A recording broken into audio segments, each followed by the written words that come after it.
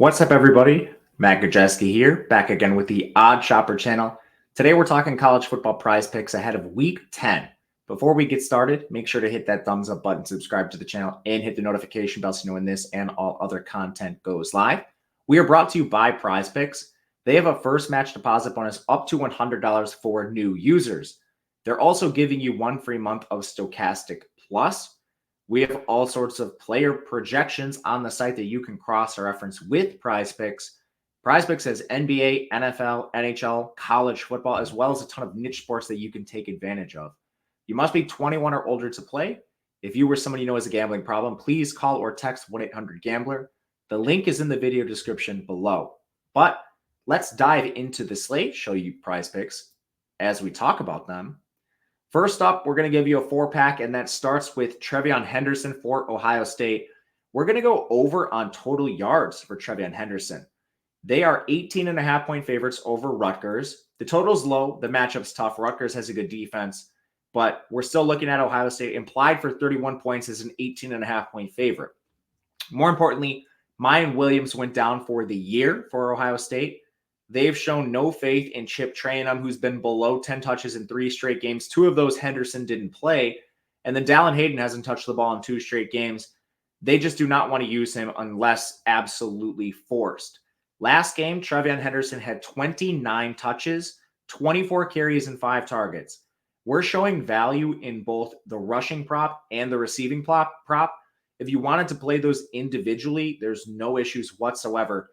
But combining them at 96.5 yards removes some of that variance. You have wiggle room with both the rushing and the receiving prop and some game environment stuff. If Rutgers scored like the opening touchdown or something and Henderson needed more work in the pass game, this is still a smash prop for us. It's the highest graded one we have on the board.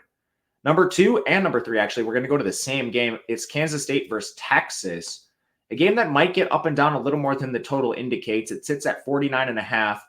But Texas 58th in pace, Kansas State 73rd.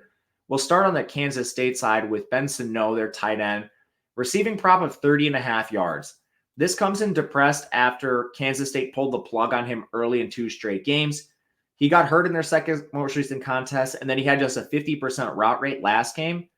It was a blowout victory, and he's been dealing with an injury. So I think they rightfully pulled him in anticipation of more difficult games on the schedule. Give the guy another week's rest. Because when he's healthy, he's playing, I guess I should say, participating in 95% of the routes. He averages 5.4 targets per game. He averages 44.5 receiving yards.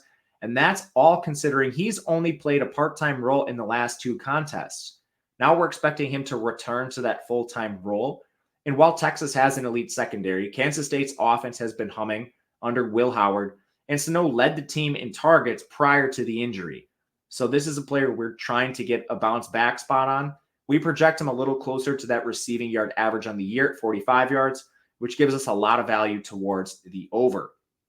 In the same vein, we'll go to Malik Murphy for Texas as our third play.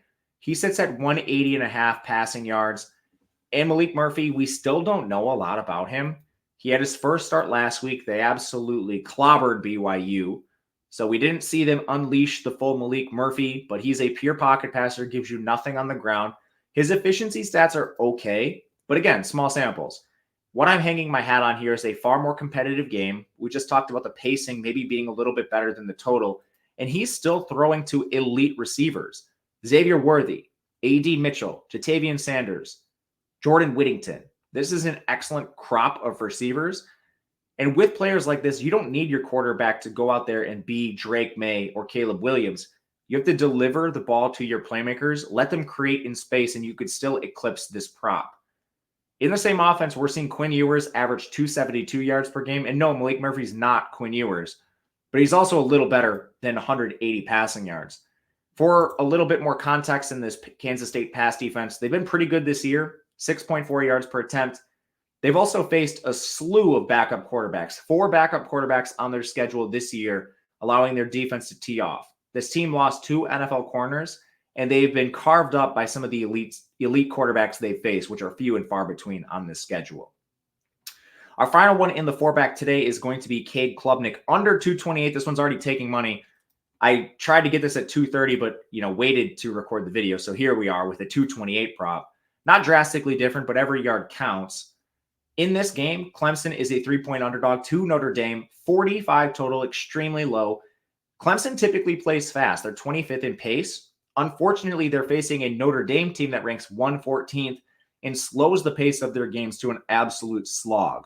They're also a top 10 defense across the board, every metric: run defense, coverage, and pass rush. So not only is Cade Klubnik victim to just inefficiency because this pass defense is electric, but he could be under increased pressure and taking sacks and have less time to throw the ball. There's already a ton of concerns with Cade Klubnik's efficiency. The guy only averages 241 yards per game on 37 attempts. Again, now we're expecting Notre Dame to slow this pace, reduce pass volume. So not only is it a tough efficiency spot, but 37 attempts is a bit rich for Cade Klubnik here. We have this projected closer to 200 yards. We're still dealing with thin margins, so you want to get this as quickly as possible with money coming in on the under, but still projects as a pretty good value for us. With PrizePicks, you could add a fifth one and then really have a chance to 10 extra money. But with the 4, you have a chance to make a choice. You can do the power play. You need to get all 4 correct. That'll 10 extra money if you get it. Or you can flex play this. You need to get all 4 correct. You'll get 5x. But if you get only 3 correct, that will give you 1.5x. We've been hitting just wildly 3 out of 4s or 4 out of 5s. So I'm going to play the flex play with this. Try to, if we get 3 out of 4 correct, make some money back. Because last week we had a 3 out of 4. Unfortunately, I did the power play, so I returned nothing. But I like the way that this gives you flexibility with PrizePicks too. A lot of sites aren't doing stuff like this. So again, check them out. We're going to play this. And stay tuned. We'll be tweeting out more PrizePicks as we see value arise. If you have a question, reach out on Twitter at Matt_Gajewski. Otherwise, we'll be back next week for more PrizePicks. Good luck, everyone. We'll see you next time.